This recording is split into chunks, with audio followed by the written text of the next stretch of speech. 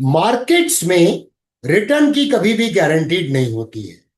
और एक चीज और सत्यता है मार्केट की कि रिस्क को हम अवॉइड नहीं कर सकते हैं। रिस्क को मैनेज करना जरूरी है। लेकिन जब हम प्रॉपर तरीके से एनालिसिस करते हैं, रिसर्च करते हैं, तो हमें मार्केट में एक एज मिलता है। लेकिन रिस्क मैनेजमेंट अत्यंत आवश्यक है। क्या आप ट्रेडिंग करते हैं कमोडिटी मार्केट में? तो क्या आप कमेंट करके बताएंगे कि रिस्क को मैनेज करने के लिए पोजीशन साइजिंग कैसे करते हैं? क्योंकि एमसीएक्स के ऊपर में फ्यूचर्स कॉन्ट्रैक्ट में लॉट साइज टू फिक्स्ड है। आपके कमेंट का हमें इंतजार रहेगा। इस हफ्ते गोल्ड और सिल्वर रेंज बाउंड रहे, जबकि क्रूड ऑयल में शार्प गिरावट देखने को मिली। मोर देन 3% की गिरावट।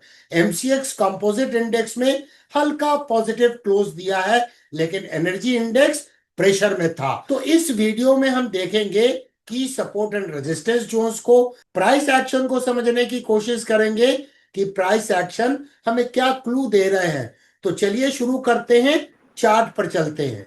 चलिए शुरुआत करते हैं गोल्ड स्पॉट से। ये एक्सएजी यूएसडी का प्राइस चार्ट है।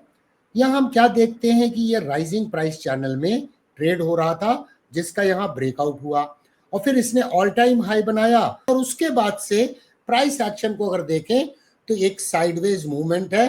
प्राइस इस रेंज में कंसोलिडेट कर रही है। तो यहाँ पर हम एक रेक्टेंगल खींच सकते हैं जो एक रिप्रेजेंट करेगा बुलिश फ्लैग को। अगर इस फ्लैग का ब्रेकआउट होता है तो प्रायर इंपल्सिव वेव काफी बड़ी है, तो अगला पॉसिबल मूव इसका 3590 हो सकता है। फिलहाल तो प्राइस आप देखिए एक स्पिनिंग टॉप का फॉर्मेशन है करंट वीक में, और प्राइस कहीं ना कहीं इस रेंज के अंदर ही ट्रेड होती हुई नजर आ रही है। अपर फाइबर जो है चैनल का, वो अपने आप में एक रेजिस्टेंस के रूप में काम करेगा।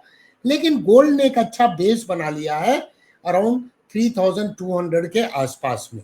अब हम गोल्ड फ्यूचर्स के कॉन्ट्रैक्ट के प्राइस चार्ट को देख रहे हैं वीकली टाइम फ्रेम में एमसीएक्स के ऊपर में। यहां भी देखिए इसने ऑल टाइम जो हाई बनाया है, तो उसके बाद ये एक रेंज में ट्रेड होता हुआ नजर आ रहा है, जहां ये अपर फाइबर रेजिस्टेंस है और लोअर फाइबर ये सपोर्ट है। तो मेजर सपोर्ट कहां पर है? यहां देखिए EMA 21 and volume weighted moving average का एक समावेश है। तो 93,500 से 94,400 एक मेजर सपोर्ट है। लेकिन इस करेक्टिव वेव के बाद में यहाँ पे प्राइस ने अपर फाइबर जो चैनल का है उस पे सपोर्ट लिया और वहां से बाउंस बैक करती नजर आ रही है। और ये आप देखिए इनसाइड बार का फॉर्मेशन हो रहा है with respect to this bearish candle. इस वीक की कैंडल अगर देखें तो एक नियरली डोजी या स्पिनिंग टॉप का फॉर्मेशन है। तो फिलहाल ये जोन जो है एक रेजिस्टेंस का एरिया है जहां पे ये ब्रेकडाउन हुआ था। तो 98,500 से 99,200 एक सप्लाई एरिया है।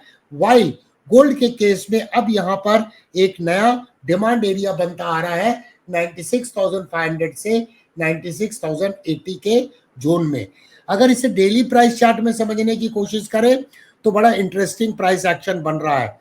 अगर यहां पर देखें तो ये कप का फॉर्मेशन है और शायद ये हैंडल का फॉर्मेशन बन रहा है। जब इस हैंडल का ब्रेकआउट होगा तब शायद जाके अपसाइड मोमेंटम डेवलप होगा। ये है सिल्वर का प्राइस चार्ट एक्सएजी यूएसडी।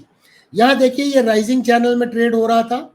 ये अपर फाइबर है जो रेजिस्टेंस के रूप में एक्ट कर रहा था, और यहाँ पर ये लोअर फाइबर है जो सपोर्ट के रूप में एक्ट कर रहा है, जिसका यहाँ पर ब्रेकआउट हुआ। इस वीक की कैंडल को ध्यान से देखें, एक स्पिनिंग टॉप का फॉर्मेशन है जो इनडिसाइसिवनेस को इंडिकेट करता है। बट ओवर द प्रोसेस यहाँ पे प्राइस ने कई वीक तक कंसोलिडेट किया था। तो ये जोन अब इसका डिमांड एरिया बन गया है। तो 36 से लेकर 36.9 का जो जोन है वो करीब डिमांड एरिया के रूप में हम देख सकते हैं। अब चलिए एमसीएक्स सिल्वर को देखते हैं। तो एमसीएक्स सिल्वर में बहुत इंपॉर्टेंट बात क्या है, इसको क्लोजली देखिए। अगस्त 2020 में इसने एक ऑल टाइम हाई बनाया था यहाँ पर 1,13,674 का। तो इस वीक में उसके ऊपर में ट्रेडिंग हुई है, लेकिन क्लोजिंग नहीं हो पाई।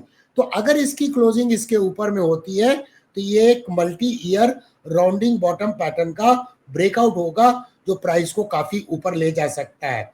सबसे इंपॉर्टेंट प्राइस एक्शन क्या है कि प्राइस इस रेंज में ट्रेड हो रही थी जिसका ब्रेकआउट ऑलरेडी हो चुका है।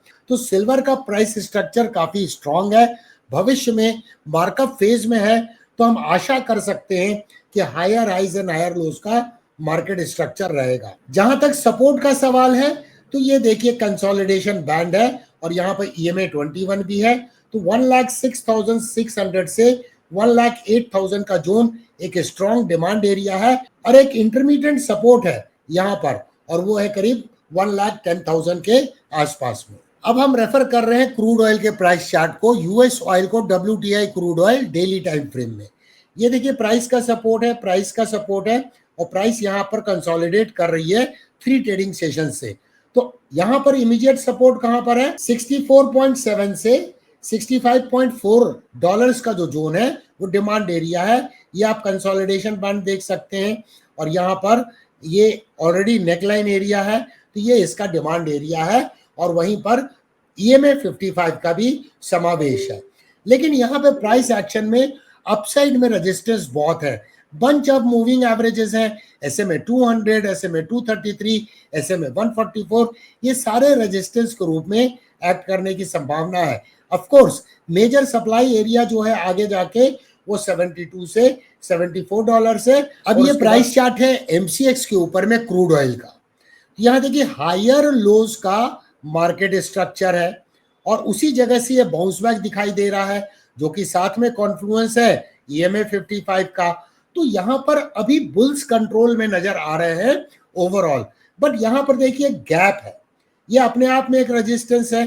प्राइस एक्शन के अनुसार समझिए तो यहाँ पर ये रेजिस्टेंस कई बार ले चुका है, और ये गैप उसी से कोइंसाइड कर रहा है। तो 5,960 से 6,046 का जो लेवल है वो इमीडिएट सप्लाई एरिया है, और इस लेवल को निकाल लिया तो फिर देखिए प्राइस यहां से रिजेक्ट हुई है, पहले भी यहां से रिजेक्ट हो चुकी है, और वो लेवल है 6,500 से 6,600, जो इसका मेजर सप्लाई एरिया है। जहां तक सपोर्ट का सवाल है, तो एक अच्छा सपोर्ट है 5,400 पे, जो नेकलाइन एरिया है इस रिवर्सल चार्ट पैटर्न का, और उसके बाद ये लेवल है सपोर्ट का जो 5,525 के आसपास में निकल के आता है। अब ये कॉपर का चार्ट है MCX के ऊपर में। तो market structure down trending move के बाद में higher highs and higher lows का बनता हुआ नजर आ रहा है।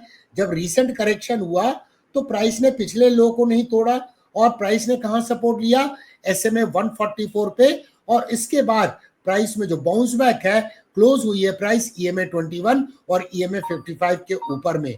तो यहाँ पे प्राइस एक्शन एक अच्छा ट्रैक्शन दिखा रहा है अपसाइड में। अब इसे अगला रेजिस्टेंस कहाँ मिलेगा, तो ये देखिए प्राइस का मल्टीपल रिजेक्शन है, यहाँ भी प्राइस का ब्रेकडाउन है। तो ये जोन जो है 898, इसका अगला एक मेजर रेजिस्टेंस है। इस रेजिस्टेंस को निकाल लिया प्राइस ने, तो शायद अगला मूव इस लेवल पे हो सकता है, जो रेजिस्टेंस है वो है 920 का। तो अगर आप इसमें ट्रेडिंग करते हैं तो बेहतरीन तरीका यही होगा कि ट्रेंड को राइट करें और प्राइस एक्शन के अनुसार अपने रिस्क को मैनेज करते जाएं। ये एल्यूमिनियम का प्राइस चार्ट है, यहाँ भी बड़ा इंटरेस्टिंग प्राइस एक्शन नजर आ रहा है। तो सबसे पहले तो ये देखें हायर लोज का मार्केट स्ट्रक्चर है ना, यहाँ पर मार्केट स्ट्रक्चर चेंज किया हुआ है, हायर हाइज का फॉर्मेशन था लेकिन इसका फॉलो थ्रू नहीं हुआ था, और इसके बाद प्राइस ने एक लंबे समय तक कंसोलिडेट किया और इस कंसोलिडेशन बैंड के बाहर आ रही है।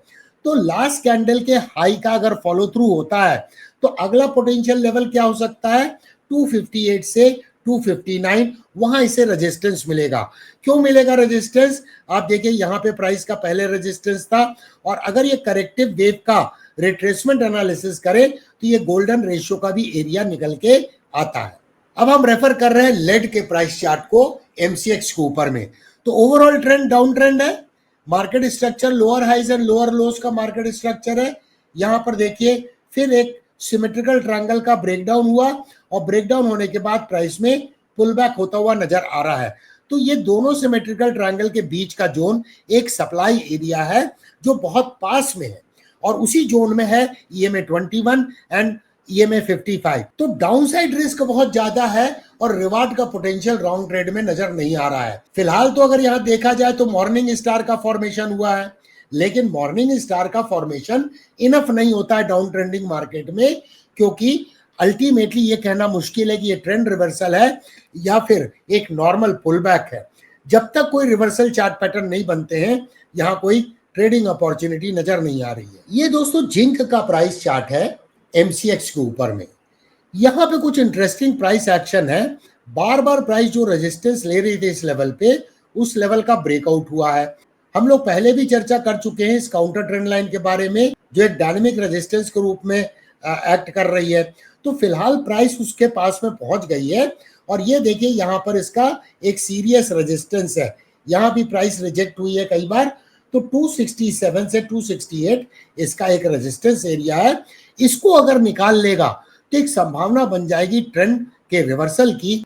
पॉजिटिव चीज क्या है जिंक के प्राइस चार्ट में? हायर लोज का मार्केट स्ट्रक्चर है और यहाँ पर इस जगह पे देखिए हायर हाइज बनाने की कोशिश की, अटेम्प्ट फेल हुआ था क्योंकि जो कैंडल बनी थी उसके हाई का फॉलो थ्रू नहीं हुआ, लेकिन अब उसके ऊपर में जाके क्लोजिंग हुई है। अब हम देख रहे हैं नेचुरल गैस के प्राइस चार्ट को एमसीएक्स के ऊपर में। तो ये देखिए प्राइस का रेजिस्टेंस एरिया है, ये सपोर्ट एरिया था जिसका ब्रेकडाउन हुआ था। तो अभी जो प्राइस में अपसाइड मूव नजर आ रहा है ये पुल बैक है, कोई ट्रेंड रिवर्सल नहीं है।